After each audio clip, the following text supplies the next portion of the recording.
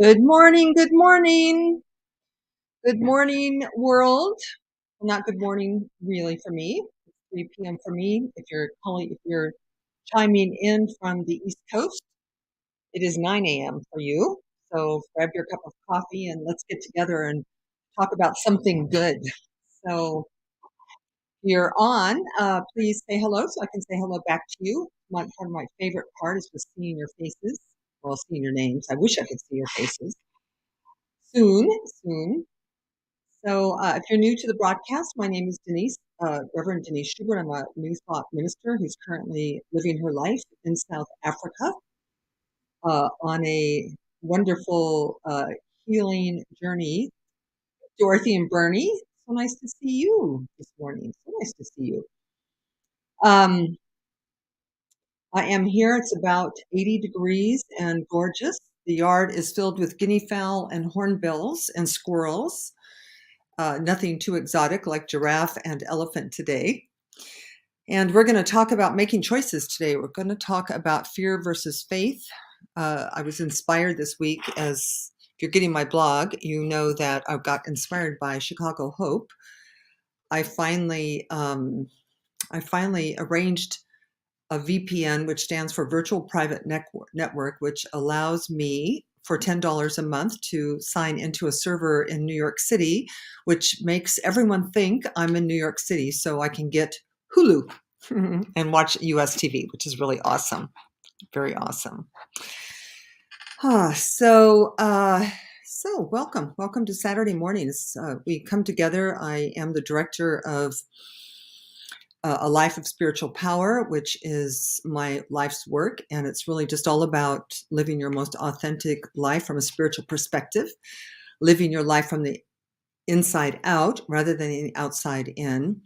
And we do this not only so our lives are more fulfilling, satisfying, fun, and meaningful, but also because a healthy world is totally dependent on healthy individuals. Spiritually, mentally, emotionally, and physically. Spiritually, mentally, emotionally, and physically healthy people make a spiritually, mentally, physically, emotionally healthy world. And so we're here to do our part. And we do our part for the world by doing our part on us. So thank you for joining me and for being willing to engage in the conversation about raising consciousness. So I'm going to take a minute and bless our time together. We bless our time, not so much blessing means to call something sacred. And so I bless our time so that it can set the stage for us to find meaning and value in the time we spend together with each other. That whether you know each other or not, and some of you do know each other, and whether I know you or not is totally irrelevant. In consciousness, we are all connected on the unseen side of life, and all of life is spiritual, whether we know it or not. It's not like this part's human and this part's spiritual. It's not like this part's human and then when you go to church on Sunday, you're spiritual. The path we're on is to awaken to the fact that we are made in the image and likeness of whatever created everything. So the trees, the bees, the flowers, that we are spiritual beings. And we chose to incarnate for our soul's reason, whatever that might be. You might not know what that is, but if you're here, you chose to be here. And so we want to make sure that we use the lifetime well. That's what I say. Hello, Janelle Miller. Good morning from Florida.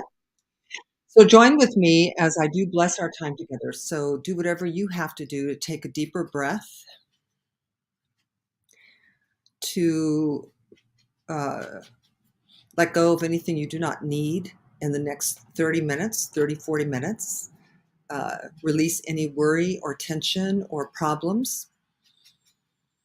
When we are abiding in our spiritual identity, there are really not very many problems, and there are certainly all kinds of solutions to earthly things. And so just take a moment to release anything. And then take another breath to breathe in, uh, um, to open some space within your mind and your heart to allow whatever is here for you today to make it welcome. I release my own self to to the inspiration of the universe, to guidance as we navigate through the time together, as we look at what it means to choose faith over fear, to choose hope over fear when making decisions in our life. And so I'm grateful for the I'm grateful for being here. I'm grateful for being here with you. I simply release my word, knowing that it is even now manifesting. And do this for yourself as well by saying with me, and so it is. Amen. So it is. Amen. Hi there, Lonnie Chavez from North Carolina. So if you just come on, please do say hello so I can come back and acknowledge you and include you in my sphere of influence. On my end, I can see how many people are here, but I don't know who's here unless you tell me. So, so if I send out a travel blog, let me back up for a second because sometimes there are people here who don't know who I am or what I'm doing here. But I have been in South Africa since April 1st. I'm here until September 18th. I actually just booked my flight back to the United States. I don't know what that means long term, but I will be in the US for a couple of months at least. So I'm living in a beautiful Airbnb and I'm simply just being here. That's really the truth. I came here to heal and to recover from some health challenges, and which I have. And so now I'm just living my best life ever in this moment, in this gorgeous place, cohabitating with wildlife. I'm definitely immersed in nature during this time. So it's very wonderful.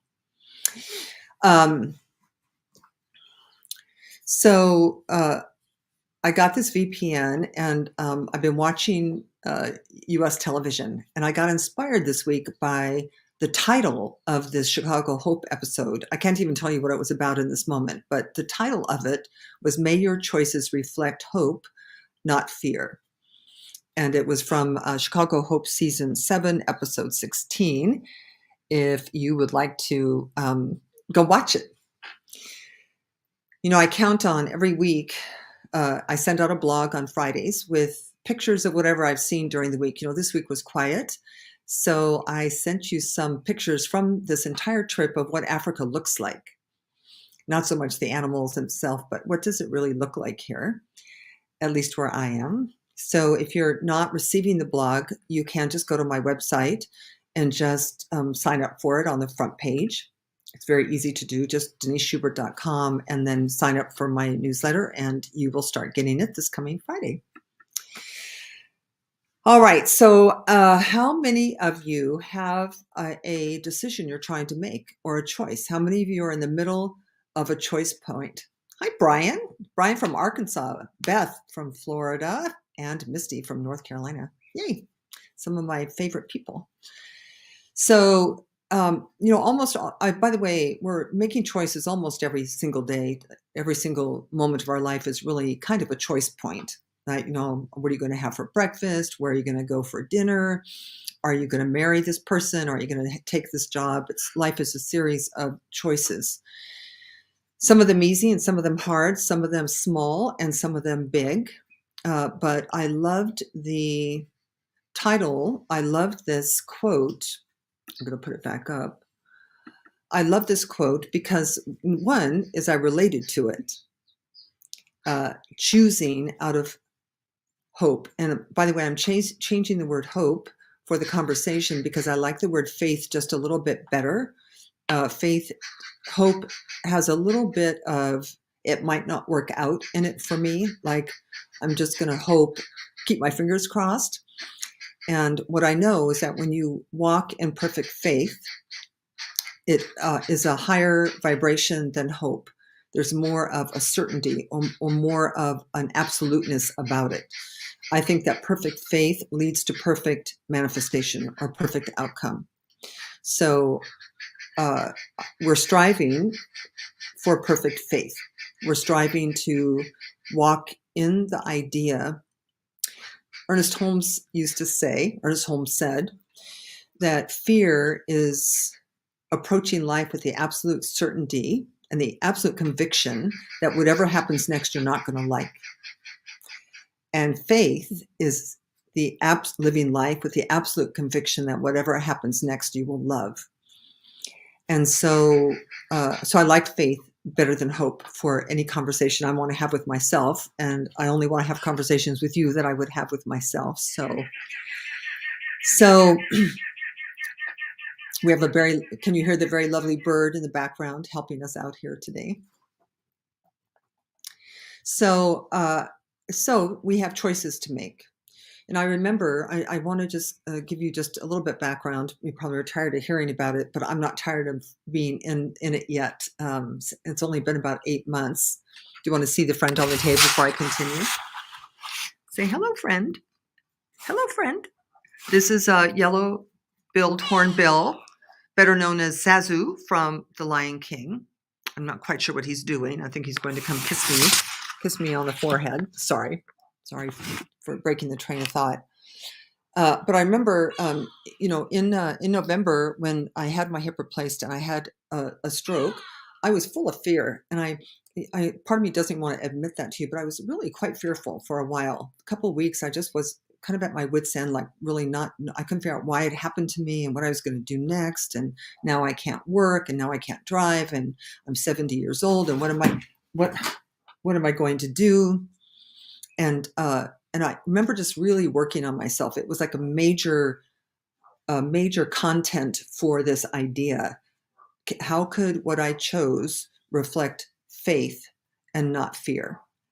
And it took that actually took a lot of work. So most of you won't have anything quite so dire to deal with. Probably right in the moment, you might be dealing with what to cook for breakfast, or whether or not to take a job, or whether or not to say yes to that volunteer opportunity, or whether or not to get out of your relationship or into a relationship that's probably more a little calmer than the one I was making. But I would say very powerfully that part of the reason I'm in South Africa is because I chose with faith. I just finally was so tired of being afraid. And I was only afraid for a few weeks, which is really great because I know prior to my own spiritual awakening, I probably spent a lot more time being afraid than a few weeks. But I finally just kind of had to come to Jesus talk with myself, which really was, what do I want? What do I want? You ask yourself, what do you want? Do you want nature? Do you want to live somewhere else? Do you want to be treated better? What do you really, really want? Actually, 4 reallys. Wayne Dyer, in a chapter in one of the book he wrote called Wisdom of the Ages, he talked about what do you really, really, really, really want. And the 4 reallys were there because we have to get past the ego.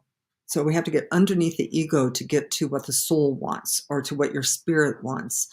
Earlier, I said that when we incarnate, we do so for a reason. Like, you're not an accident. There are no accidents. You're not like this. You just didn't happen to get here because your mom and dad had one too many glasses of champagne one night. That's not how you got here. You got here by design, divine design. So it's hard to accept that idea if you're not happy with how your life has been. But part of the awakening of consciousness, part of the healing of the conditioning of our human existence is to come to terms with your past as being part of your divine unfolding. Now, so we don't have to go there because that could be kind of deep. But if you're here, your soul has an intention. as it doesn't really, your soul doesn't really care what you have for breakfast. The intention is much deeper than that, of course, but your choices along the way, how you walk this life, if you walk in fear, which is the same as walking with your ego, the ego and fear walk holding hands down the street. And the ego's intention is to keep the ego's, I don't know if it's intention or not, but what the ego does do for us until we awaken to the spiritual side. So once you awaken to the other, more deeper aspect of you, then the ego gets put in its place. The ego then stops driving the car and becomes something we use for much more practical purposes than making huge life decisions. The spirit should always be used for making huge life decisions. You should always be choosing out of faith.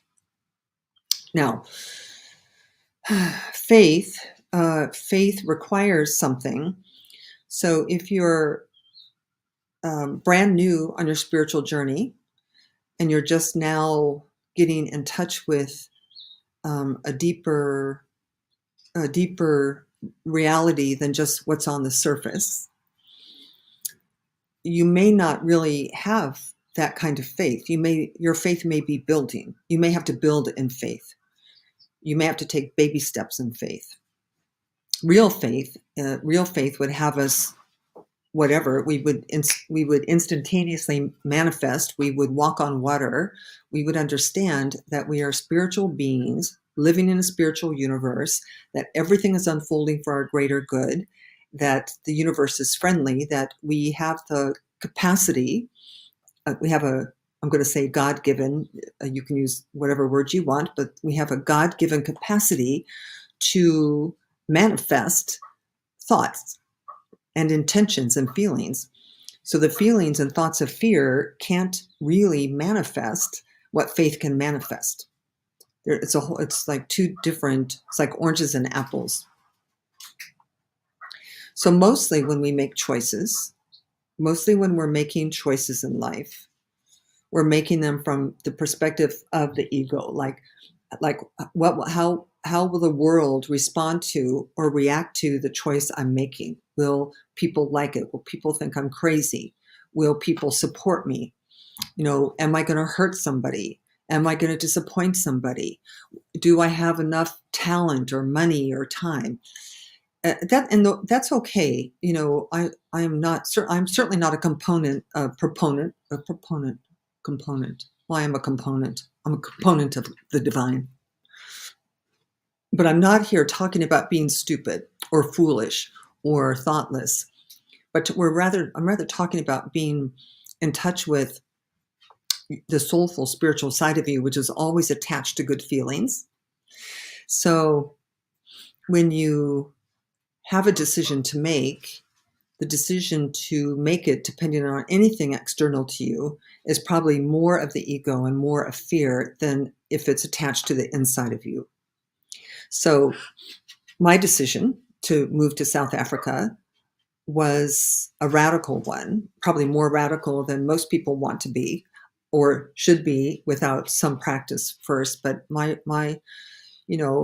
decision was to literally move to South Africa without knowing what would come next.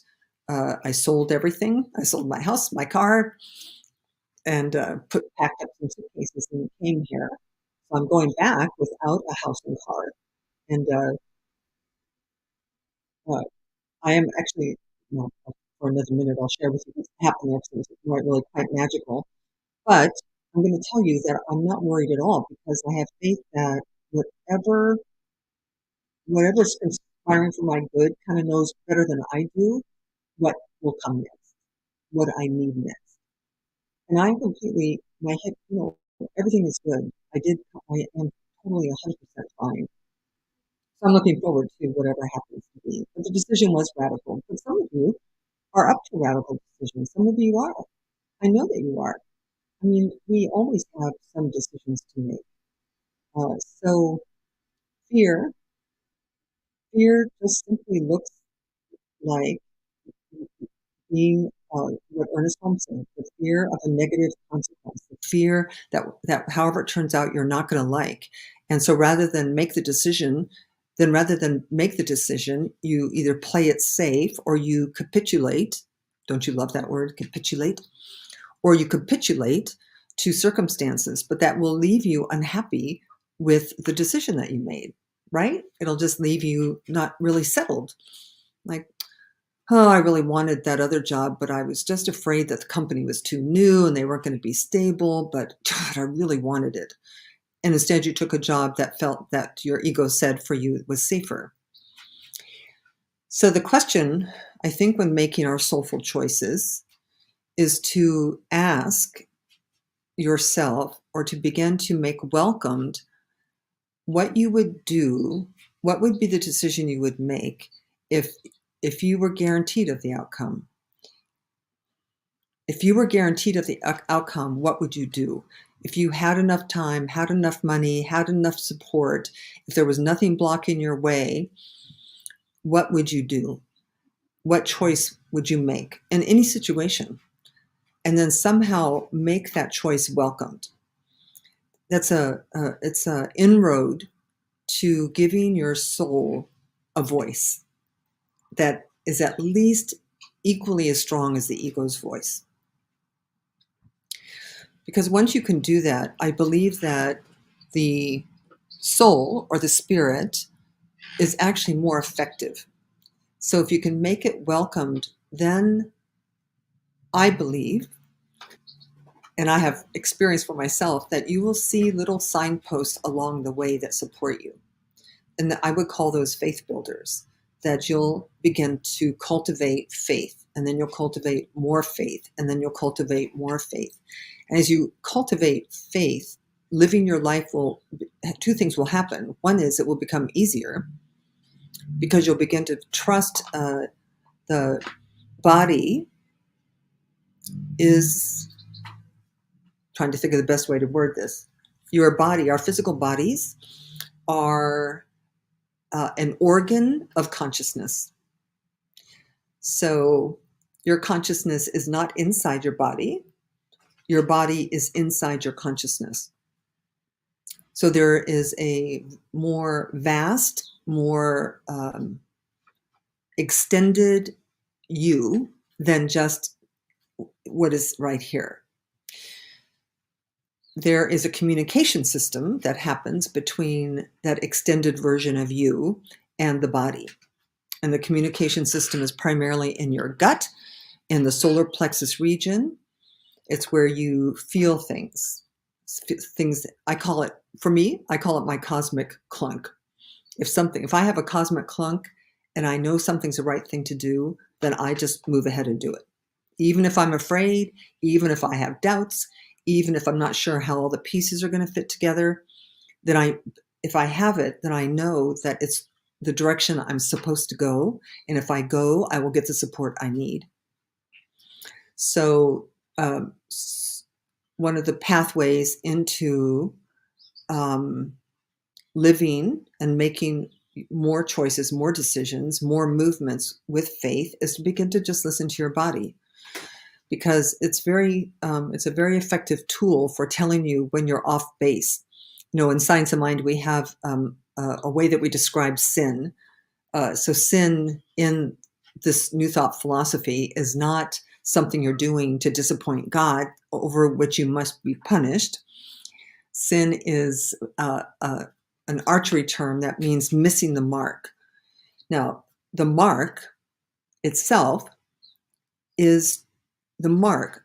The goal is to live a spiritual life, to live your life from the inside out, to express yourself with a capital S, to be happy, to be productive, to be fulfilled, to find meaning, to express love. And that can, by the way, there's no right way, there's no one thing to do that. I mean, if you're a fireman, you can do that. If you're a nurse, you can do that. If you're retired, you can do that. And when you are doing that, your body, your mind, your emotions, and your spirit are all healthy. Everything will be lined up perfectly. That's the goal. So the goal is to live in that place, not worrying too much about what other people want you to do, what other people think you should do. not worrying about what the statistics are. Uh, so this, I think I did this blog a couple weeks ago. The statistic is that uh, American women will live to be 81 years old. So if you, I mean, if you realize that that's not God's rule, that's like of the ego, and it might reflect a fact on the earth, but we're not statistics, and we're not of the earth, right? So when you know that, you then transcend most of the problems and most of the concerns and most of the worries and most of what traps others, because you'll then be in alignment with lining up your emotions, your mind, your body, and your spirit with the holy intention that you set up in order to come here. It's kind of deep, isn't it? Yeah.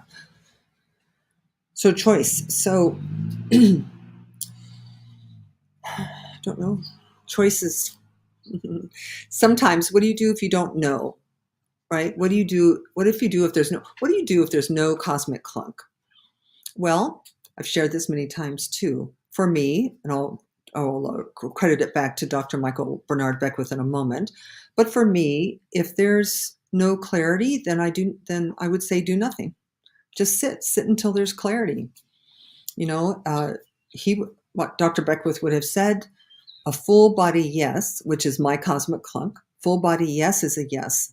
So if you want to do it, if you're called to do it, if there's nothing in you saying, oh no, I would hate living in South Africa, then don't go to South Africa. But if it's, oh my God, I would love living in South Africa. I would adore spending so much time there in nature, doing whatever it is I'm going to be doing. If I could do that, I would be so happy.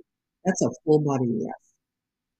Then what happens when that happens is then the ego goes, yeah, but Denise, you just can't sell your house. It's like, why can't I just sell my house? Right. And then when that fear comes up, which I what happened when that fear came up for me?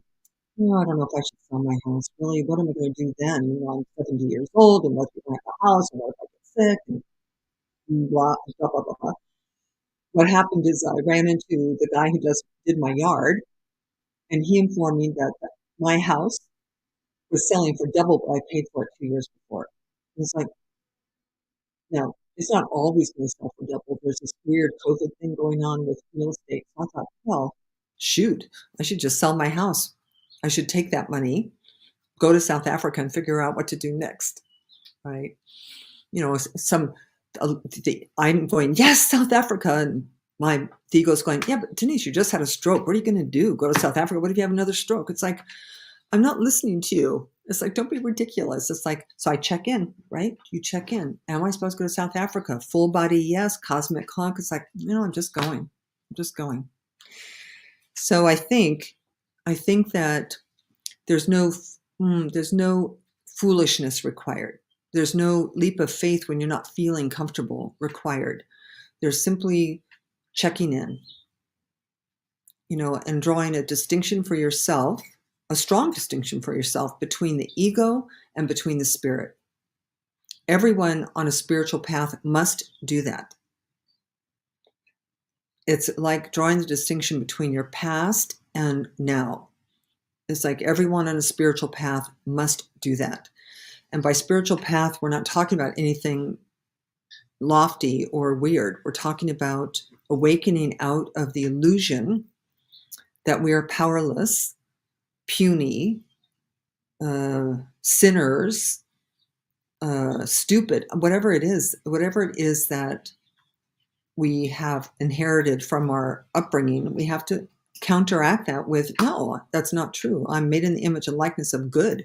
I'm made in the image and likeness of God. I am all that life is, I am, right? So if God created the big world with its word, we create our world with our word. And our word is our thoughts, our attitudes, our beliefs, what we say, what we don't say, what we think and what we don't think. So don't think just because you don't say something, it's like what manifests is that deep, deep part of you that really is the seat of faith. One of the other quotes on the on the blog this week was this one, which is faith is not the belief that God will do what you want. It is a belief that God will do what is right. And what is right is not of the ego. What is right is not what the president says is right, or what your parents say is right, or what the government says is right. What is what is right for you, right? So now, if you make a choice and something thwarts it, so let's say it's this. By the way, this sometimes takes a little bit of finesse. What if you make a decision and you feel it's, you meditated and you prayed and you did all of the right, you read, you talked to your practitioner or your minister, and you make the decision and something goes wrong, right? It doesn't work out the way that you planned. At first, you might decide and proclaim that all of this is bullshit and that it doesn't work and that it's not true. You could use the lack of demonstration to explain, right, to justify or to affirm for yourself that everything really is random and chaotic, that you really are not a lucky person, you never win the lottery, blah, blah, blah. And that would be very logical to do. People do it. Listen, I've been teaching these principles for for decades, and that does happen, right? People start doing their affirmations and start praying and meditating, and things still aren't quite working themselves out. Two things about that. One is there could be a deeper faithlessness, a deeper kind of worried doubt and fear that isn't on the surface. You think you're now feeling all positive, but it could be that you've smeared some positivity on top of some negativity. So if that happens, you could just look, right? You can just self-study. I quoted this week in my blog as well. Socrates said, "The unexamined life is not worth living." So all of this is not a self-judgment. It's an examination. It's an inquiry into your nature, the nature of your life. So the first is to just see if there's really some fear and doubt in there that keeps sabotaging you. Like if you're self-sabotaging, or if the ego is sabotaging your spirit. Because until you get the ego out of the driver's seat and into the back seat, it's going to keep messing with you a little bit. The second thing is to accept the change that happened. So you made a choice to take that job, and then all of a sudden they called you and told you they changed their minds. Actually, that's a very good example. So you could be confused, like, how could it be? I did all my work. How could it be that I'm not in that job? I really wanted it.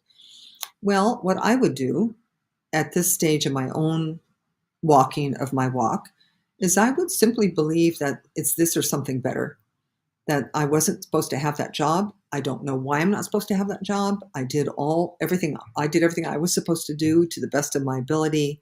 So I would wait. I would just wait and keep looking for inner cues, keep looking for signs, keep looking for the next appointed step on the journey. So ongoingly, it really will just be a walk between fear and faith. Hope is okay. If faith is too much, still you can stick with hope. But I think hope leaves you a back door. It would leave me a back door to say, God, I hope I get this job. I wouldn't really approach it that way. I would approach it like, I want this job. I'm going for this job. If the job's supposed to be mine, it will be mine. And I would be happy waiting for the call. And then I'll be happy if I don't get it, and I'll be ecstatic if I do. So anyway, I hope that's useful as you navigate your life and you make your choices big and small. They're in front of you. I really am doing quite well. Let me tell you what is happening. And if you have any questions here, you could just type them in here and I'll answer while I'm sharing with you. So in Florida, I lived in Southwest Florida. I lived in a beautiful community called the Del Toro Golf and Country Club. I had a manufactured home there that was beautiful. and I had a Jeep Renegade. Okay, and I bought it during COVID, beginning of COVID, and invested some money and it made it perfect. And then I sold it, and then I sold my car. Where I'm staying is I'm going to rent the house in Deltura that is owned by the people who bought my car and be able to use my car while I'm living in their house. Is that not awesome? So they're snowbirds, what we call snowbirds. So they live up north and they come down for the winter and then go back up north. Well, their house is sitting empty, so it's easy for me to just move into it. So I'm very excited. It's a very safe place, comfortable place for me, near all my friends. And so I'll be seeing you in just, still 3 months, but it goes very fast, trust me. So that's it. Still not too late to come to South Africa if you want. If you do, you obviously just reach out, let me know. I do have 2 people from Chicago who are coming in September, which is wonderful. Otherwise, all is well here. So in summary, I'm going to pray. I'm going to speak a word of affirmation for all of us. Just know, just before you make your decisions, just turn within, just get very still with yourself. Look for what feels good in you. If something doesn't feel good, pay attention to it and just recognize that we are not our bodies or our belongings. We are so much more than that. And Abraham Hicks would say, if you're not happy, then we've missed the mark, because there's no God out there who would require unhappiness as a way of being here. Happiness is our birthright. Joy is our birthright. All right, so I'm going to pray us out. No questions. So thank you once again for joining me. It was just awesome. Do sign up for the blog if you haven't signed up for the blog already. Feel free to contact me anytime. I'm here. It's very peaceful here. So let's take another breath together.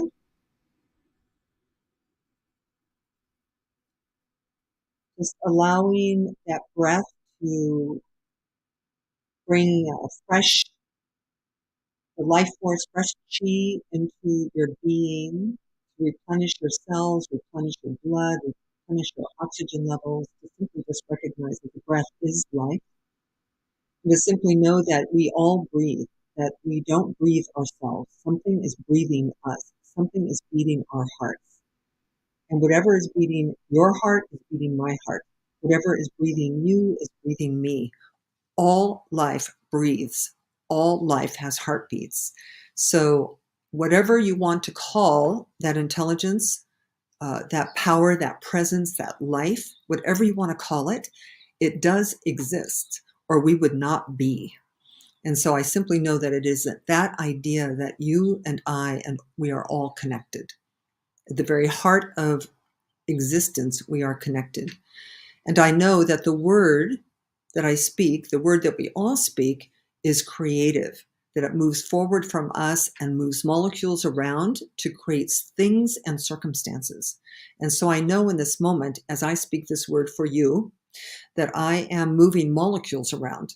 And so I simply affirm for each and every one within the sound of my voice that in the upcoming week and months and years, we become ever more connected to the deeper essence of who and what we are. We become more connected to our spirit or our soul. We become more connected to all that we are, of which our body and our mind is a reflection, a piece of the consciousness of the greater us. And so I know that as decisions come up, as choice points come up, as movement in life comes up, that you are guided, maintained, and sustained by a living presence that speaks to you in the language you can understand, and the feeling tones that you can understand. And these decisions and life choices become effortless, and you trust them, and you build faith in this internal communication system that is yours by birthright, your divine birthright. And so I accept for each one that anything heavy on your hearts gets released, any conundrums in your life that are causing you pain or discomfort get softened, and that as we move away from this time together, that there is a healing and a revealing of the power within you. And so for the blessings of living from the inside out and the joy that that brings, I am grateful. I'm grateful for this time, releasing my word, knowing that it is done. And so it is. Amen. Amen. Amen. All right. Thank you so much. I will I will be broadcasting next Saturday from Rio dos Elefantes, River Camp. So a new location for me next week. Hopefully it'll work fine. If not, if you don't see me, you'll know there's a problem, but that's the plan. So otherwise, I love you and I will talk to you soon. Bye.